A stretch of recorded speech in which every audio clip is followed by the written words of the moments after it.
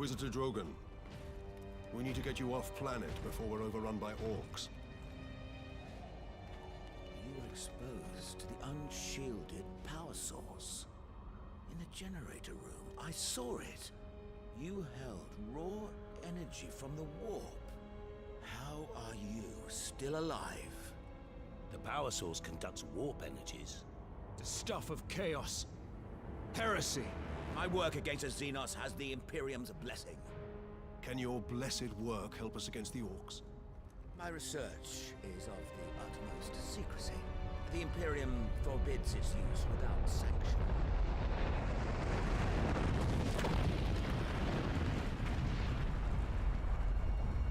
Consider that your Imperial sanction. Very well. The power So source clever. fuels an experimental weapon at my research facility. The Psychic Scourge. It could destroy the orcs. You didn't think to bring up this scourge weapon before. The Psychic Scourge has never been test-fired, Sergeant. If it malfunctions, it could crack this planet in half. We're out of options. We fire the weapon and take our chances. That seems a little bit... Psychic Scourge is at the Calkis facility, my research laboratories. It is a fair distance. We will need transportation. Captain, we aren't far from the plaza where Lieutenant Mira was headed. The Imperial Guard rally point. They will have Valkyries. We can fly to the research facility. Let's find this Imperial Guard outpost. Notice the fact that their lip syncing wasn't very good when they were just standing there. Ultramarine seems a little too eager to just try that out, especially when they were saying, they're orcs. It's no big deal. Really? I didn't think that it was that desperate of times for you that you'd be willing to fire this experimental weapon that you have no idea how it works. Typically, Space Marines are a lot more apprehensive when it comes to that crap, so it's a little bit odd to me that they would be so eager to fire off this experimental weapon. But whatever. I didn't make this video game. Relic's usually been pretty tried and true to the 40K universe, so it's not like they're really breaking that many rules involved. I just finished reading one of the books, Ian Watson's Space Marine. It's a decent book, worth reading if you're interested in getting into the universe, especially like if you have no previous knowledge of the universe. It's not bad. It's still kind of, it helps if you've seen some of the images and different things before, but he puts a lot of effort into kind of just describing what a Space Marine is and how they're made and all that stuff. So if you have the slightest bit of curiosity and you're looking for a novel to read, I think that one's not bad. It's easy to read at the very least. Flows relatively well, but he tends to use a lot of big words that don't really do anything other than kind of flex his literary muscles and I guess work as a, I don't know, something for his poetic devices. Doesn't really do much for the overall experience. So at times I got a little annoyed by the excessively long use of fancy words, more or less.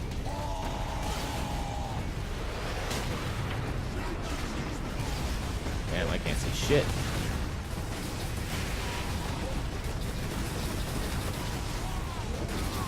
Oh. There's a bunch of these dudes. You gonna use that melta gun properly, or what?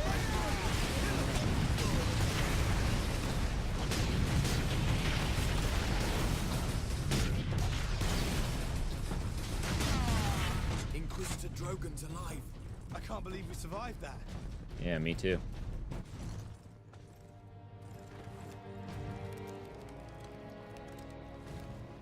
Inquisitor, your wound is slowing us down. I can manage. Brothers, take him to the Valkyries. I will draw the orcs off and meet you there. Give the power source to the Sergeant then, Captain. No, Drogon. The Orc chieftain wanted the power source. When his orcs see I possess it, not you, they will follow me. Move out. Which route to the rally point, Guardsman? Bastion Primus is that way, man. But it's all Orc held.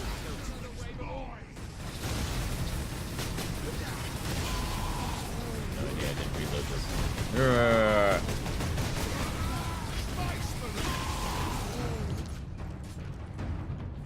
It's a nice melta gun you got there, buddy. Hand that over.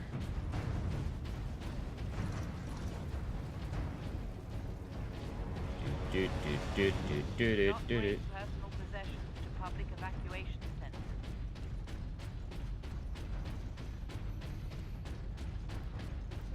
I haven't played Dark Souls in a while. I've been meaning to pick that up again and continue that series. However, it's in a spot that I don't... Ooh. Hello. Would you like to also give me the hammer that's behind there? Yes, indeed. Okay, I don't think I've played this far, and what a shame I have not.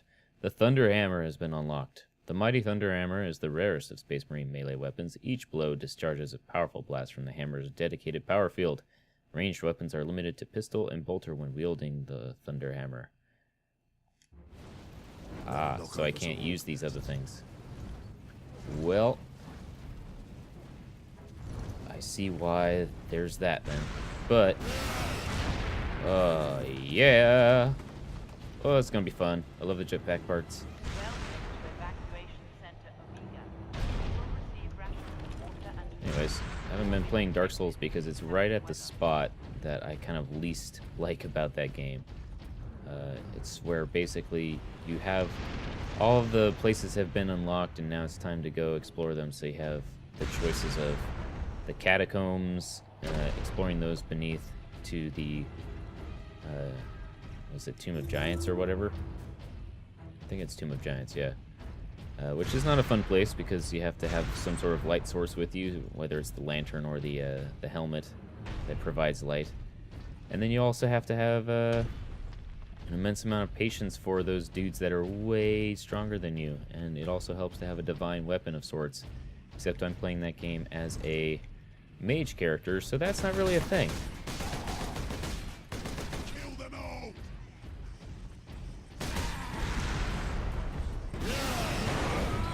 Yeah! Oh my god. Is it like a one-hit kill or something?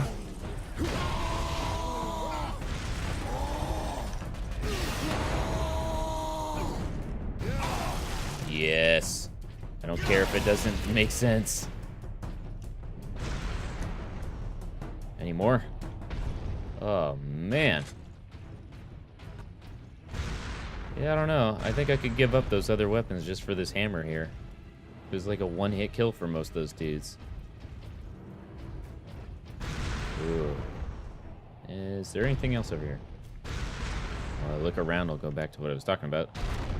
So there's the Tomb of Giants, followed by Nito, Lord of the Dead, who is a pain in the ass of a boss to fight if you don't have a divine weapon, which I don't and won't because it doesn't make sense for that character. So that'll be a difficult part. And then there's of course Seath the Scaleless's Duke's Archives, and all those enemies are magic based, so they have high magic resistance, which sucks for my character. And I also just don't like that place very much because the dudes there do a ton of damage. Keep at it. The greenskins are swarming your way, leaving our path open. Oh, I will gladly continue what I'm doing. And then, of course, Seath is no chump when it comes to fighting him. Aw, invisible walls. What a shame. Wonder if there's anything, like, hidden up here. Nope. And then there's the New Londo Ruins, which is also a pain because the boss down there is really high magic defense and no slouch.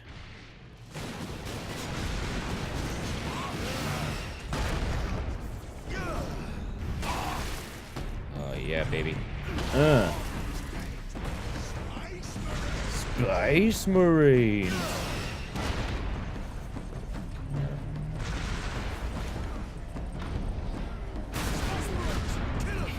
Yeah, Mwah. Mwah. I have no idea what's happening. Space Marines!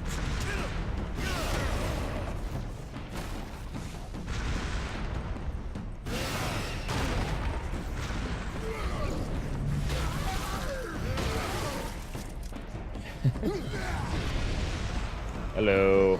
Mwah. Oh, hello there.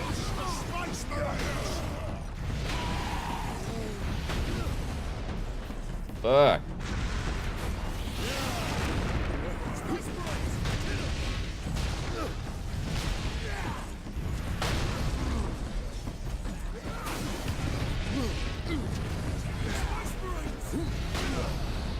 Yeah.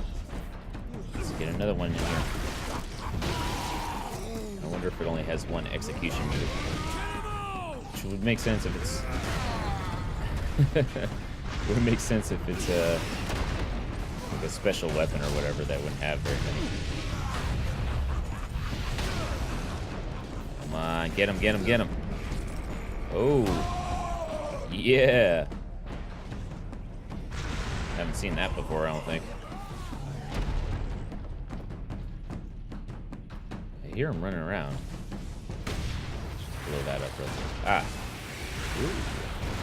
Hello there. Hello, boys.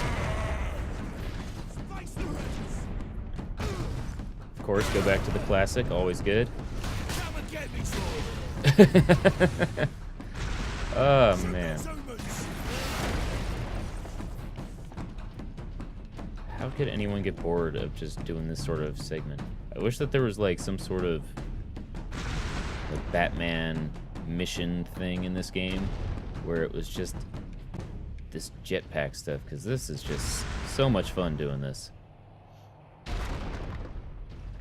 It's kind of funny because I think like it's a big deal that Halo 5 that just came out for the Xbox One, and it has kind of like a similar little, has a jetpack feature in the multiplayer stuff. It's like, just when are jetpacks not fun, really? I mean, in video games, if they're not designed properly, they can be a real pain in the ass, but man, I mean, as long as you're not flying through rings like Superman or whatever, it's no big deal. But I remember the jetpack in, was it San Andreas? That was pretty fun, flying around with that thing. The only downside was there was no radio, so usually took like a jet instead if I wanted to do any flying. So it was also a little bit faster. But that was fun. And I remember one of my favorite first-person shooters was the 007 Agent Under Fire video game. It had like the spring boots that kind of worked as a jetpack, but it had the Q claw, which is where the fun really was at. You get so creative just launching yourself. Oh. Guess it didn't want me to stand there. You can get so creative just launching yourself across entire battlefields with that thing. Just dragging yourself through the air, flying up towards like the ceilings, whatever it could latch onto. Oh man, that was fun. I had a lot of distinct memories in that game, playing against some friends, where I just would fly across the room with that thing and take out everybody in the room. Not to toot my own horn, but beep beep. I had a lot of fun in that game. Definitely one of the underrated, fun first-person shooters of 2 generations back. If they decided to revamp that one, like actually did a faithful reimagining of that to go along with like any sort of GoldenEye re-envisioning that was good, I would totally pick that up. I mean, I liked GoldenEye. I don't think it's aged well at all in comparison to other things.